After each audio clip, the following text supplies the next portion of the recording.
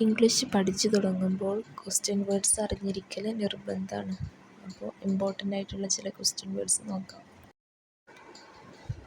What എന്ത്, when എപ്പോൾ, Y എന്തുകൊണ്ട്, വിച്ച് ഏത്, ഹു ആര്, വേർ എവിടെ, ഹൗ എങ്ങനെ.